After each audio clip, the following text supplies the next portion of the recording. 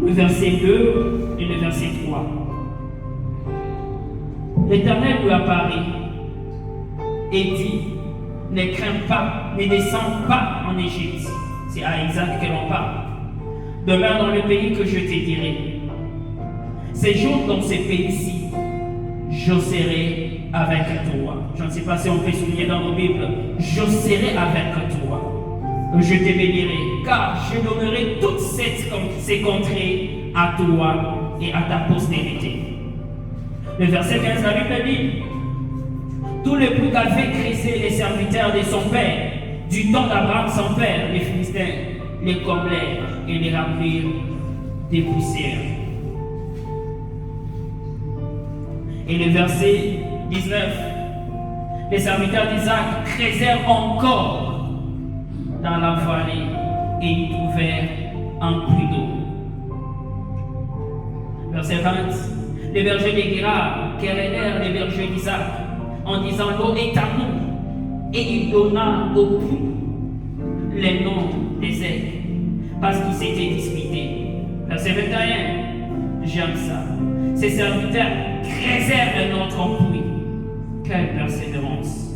Au sujet duquel on chercha aussi querelle, et il appela Sitna. Verset 22, il se transporta de là, j'aime ça, et creusa un autre puits. Quelle persévérance!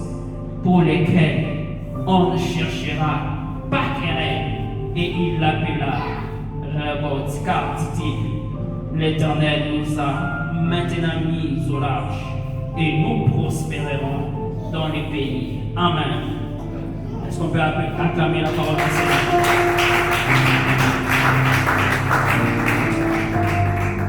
La petite exhortation que je vais nous apporter ce soir de la part du Seigneur, je l'intitule simplement Rehoboth.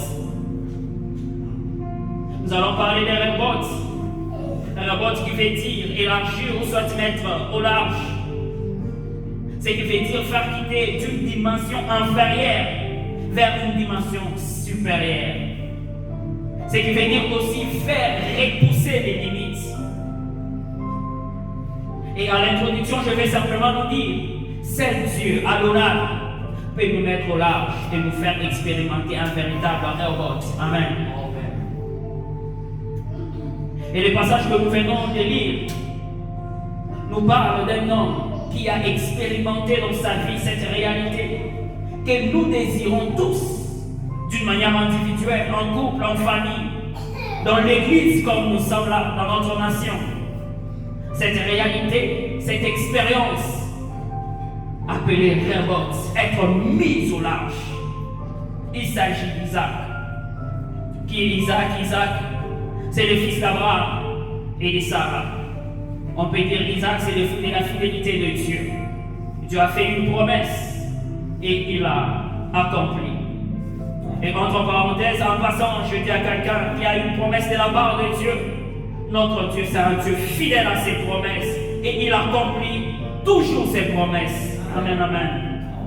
Car la Bible dit, il n'est pas un homme pour mentir, un fils de l'homme pour se repentir. Je vais nous parler de trois choses importantes attachées à la vie d'Isaac, mais que l'on retrouve également dans la vie de tout enfant de Dieu, que l'on retrouve dans la vie de tout celui qui a reçu Jésus comme Seigneur et Sauveur. La première des choses attachées à la vie d'Isaac, c'est son identité particulière. Isaac, il est fils d'Abraham. Il est fils du patriarche, le père de la foi. C'est lui par qui toutes les nations sont bénies. Son identité révèle également sa source. Parce que qui dit père dit la source également. Il a une source particulière. Et vous et moi, de même, nous en Christ, nous avons hérité d'une identité particulière. Une identité spéciale d'enfant de Dieu. S'il y a une chose pour laquelle nous devons être fiers, c'est l'identité d'être enfant de Dieu. C'est la meilleure identité. Et ça révèle notre source. Notre Père, le Dieu Tout-Puissant, Adonai, est notre notre source. Il nous donne une identité particulière, enfant de Dieu. Comme il est écrit dans Jean 1,12, à tous ceux qui l'ont reçu, à tous ceux qui croient en son nom, elle a donné le pouvoir de devenir enfant de Dieu. Dans d'autres versions, on dit, elle a donné le droit de devenir enfant de Dieu. Être enfant de Dieu, c'est une fierté. Alléluia. Amen. Mais c'est que j'aimerais que l'on puisse noter, notre identité particulière ne nous épargne pas, ne nous exempte pas d'adversité. Être enfant de Dieu ne nous exempte pas des combats. Être enfant de Dieu ne nous exempte pas d'adversité, ni des querelles. Comme ça était le cas d'Isaac. Il était fils d'Abraham avec une identité particulière, connu qu'il est fils d'un patriarche qui a marqué l'histoire. Mais cela ne lui a pas exempté des querelles d'adversité. Être enfant de Dieu, cette identité ne nous exempte pas le combat. Mais la bonne nouvelle, cette identité nous rassure la victoire dans le combat. Amen, amen. Être enfant de Dieu nous rassure, c'est une identité qui nous rassure que nous sommes la race de celle-là qui ne perd jamais le combat. Amen, amen. La Bible dit dans Romains 8,37 qu'en Christ nous sommes plus que vainqueurs. C'est là notre identité. Je dis à quelqu'un qui est fait face au combat, qu'elle ne pleure pas. Tu es enfant de Dieu, ne te pose même pas des questions. Comment je suis enfant de Dieu? Comment j'ai donné ma vie à Christ? Mais je les combats à gauche, à droite. J'ai une adversité au travail, dans les quartiers. Oui, même l'église, comme nous sommes là, on va connaître des combats d'adversité. Cela ne doit pas nous terroriser parce qu'on a une identité qui nous rassure la victoire. Amen, amen. Qui est des démons d'adversité, des autorités, des principautés qui vont s'élever contre cette église, à frauster un contournement. On ne va jamais céder à leur terreur parce qu'on a une identité qui nous rassure la victoire, plus que vainqueur. La deuxième chose attachée à la vie d'Isaac, attachée aussi à notre vie en Christ, c'est son alliance avec Dieu. Isaac est héritier d'une alliance divine conclue par son père Abraham. C'est que j'aime cette alliance est renouvelée au verset 3.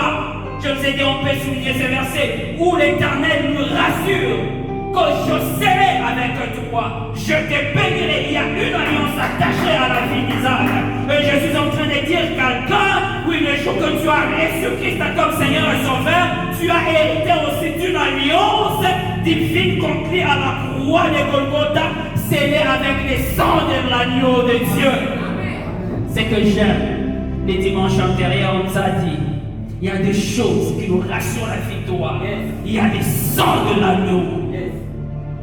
Nous sommes les enfants qui ont hérité de l'alliance. C'est que j'aime. Même dans le monde, il y a des alliances ténébreuses. Il y a des alliances de la sorcellerie. Mais lorsqu'on devient enfant de Dieu, on hérite d'une alliance qui brise, qui écrase les alliances du monde des ténèbres. Je dis à quelqu'un, même si dans la famille il y a eu des alliances qui ont été conclues par des gens dans le monde des ténèbres, en Christ il y a une alliance qui brise les alliances du monde. L'alliance conclue au bois du calvaire avec les sangs de l'agneau. Alléluia. Mais ce que je vais nous dire, c'est important de noter que malgré notre alliance, il y a toujours d'adversité. Il y a toujours des combats. Isaac avait une alliance héritée de son père, renouvelée aussi avec lui. Mais il a connu des querelles autour de son héritage. Alléluia. Autour de ce qui nous appartient, il y a des querelles qui s'élèvent. Mais ce que j'aime, l'alliance, si elle ne nous épargne pas l'adversité, elle nous rassure quelque chose. Elle nous rassure un secours au milieu du combat. Alléluia. Le monde où nous vivons, c'est un monde où il y a des alliés. Lorsque tu es dans l'alliance avec quelqu'un, lorsque tu es attaqué, ton combat devient ipso facto le combat de ton allié. Et lorsque nous sommes dans le combat, l'alliance oblige Adonai d'entrer dans notre combat et de nous secourir. Je dis à quelqu'un, tu te poses des questions. J'ai une alliance avec Dieu. Philadelphie, nous avons une alliance. L'Éternel a dit, n'écoutera ni Balak ni Balaam contre nous. qui va nous distinguer. Il y a une alliance qui oblige Adonai d'intervenir dans nos combats et dans nos difficultés. Ne te décourage pas, ne te pose pas les questions. Oui, la Bible me dit dans 1 Jean 4:4, c'est lui qui est en nous, c'est lui qui est en alliance avec nous. Il est plus fort que celui qui est dans le monde. Je dis à quelqu'un, ceux qui te combattent, ils ne sont pas plus forts que ton allié. Alléluia. C'est que j'aime Jésus-Christ. Il vient nous rassurer pour dire, je ne t'abandonnerai jamais. Je ne te délaisserai jamais. L'assurance que l'Éternel est notre secours au milieu des combats. Je dis à quelqu'un qui se pose des questions, je suis devenu enfant de Dieu, mais autant de combats, autant d'adversité, je te rassure que tu as une alliance avec Christ. Tu as une alliance qui oblige Adonai d'intervenir. Alléluia. Et la troisième chose attachée à la vie d'Isaac, qui est attachée aussi en nous en tant qu'enfant de Dieu, c'est la promesse. La promesse qui se présente comme une partie intégrante de l'alliance. Alléluia. Lorsque l'Éternel parle à Isaac, toujours dans Genèse 26, toujours au verset 3, il dit, je tiendrai les serments que je fais à Abraham. Je veux respecter les serments que je fais à Abraham. Autrement, je fais une promesse que je ne pourrai jamais nier, que je veux respecter. Oui, il y a une promesse qui est attachée à la vie d'Isaac. Je dis à quelqu'un ce soir, en Christ, nous héritons de promesses merveilleuses. En Christ, tu as des promesses. C'est attaché à nous. Philadelphie, nous avions de promesses. Alléluia. Amen. C'est que j'aime. Les promesses sont là. Mais il y a l'adversité. Il y a l'adversité. Si les promesses de l'Éternel ne nous épargnent pas d'adversité et de combat, mais nous comprenons une chose. La promesse de Dieu nous rassure la vie, même au milieu des combats. Alléluia. La Bible dit dans le psaume 119, le verset 50, ta promesse me donne la vie. Je dis à quelqu'un, voilà pourquoi on te combat au moins. Il ne parvient pas à mettre fin à ta vie. Amen, amen. Tu es combattu, ton couple combattu. Philadelphie, nous serons combattus, mais ils ne pourront jamais arrêter Philadelphie. Alléluia. Tu seras combattu. Il y a des gens qui se posent des questions. Mais je les promesses, je suis combattu. Entre parenthèses, au contraire, la promesse attire encore du combat. La promesse attire encore le combat.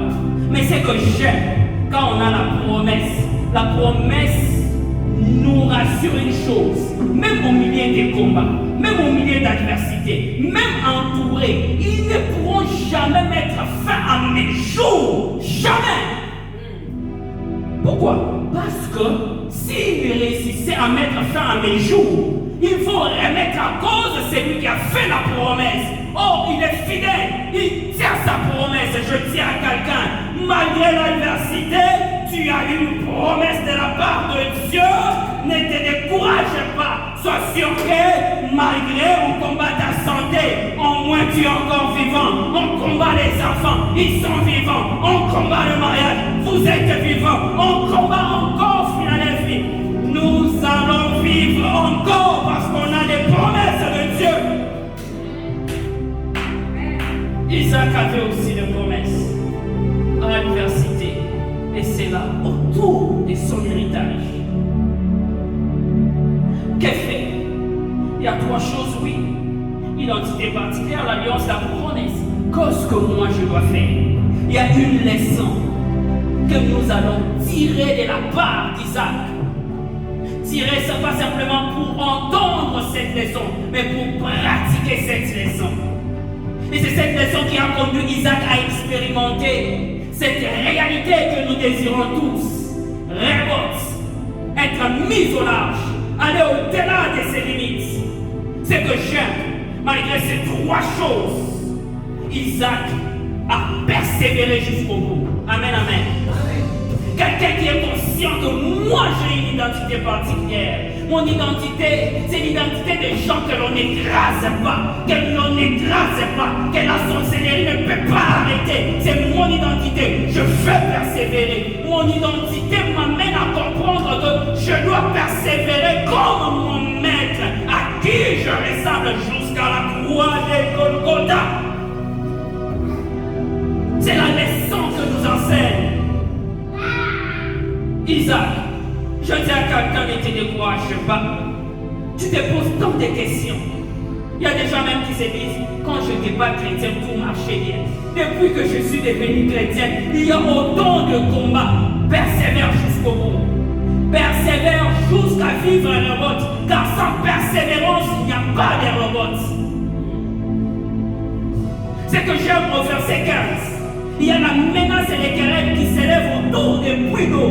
Son héritage, le monde est compliqué, le monde est méchant. Mon héritage. Il y a les querelles qui s'élèvent. Il abandonne le puits.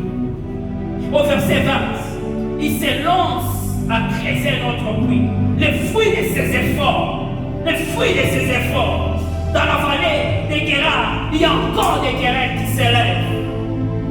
Ce sont mes efforts quand même, c'est ma sueur. Ce sont mes enfants, c'est mon coup. Mais pourquoi le combat autour de ce qui m'appartient? Il y a des querelles qui s'élèvent. Il n'abandonne pas au verset 21. De nouvelles querelles encore à un nouveau puits. C'est que j'aime, au verset 22, il appelle le puits Ézek. Ézek qui signifie contestation. Et au verset 21, il y a encore des querelles qui s'élèvent. Il appelle ces puits Sitna qui signifie la haine. Le monde, il y a des querelles qui sont motivées ne fût-ce que par la haine.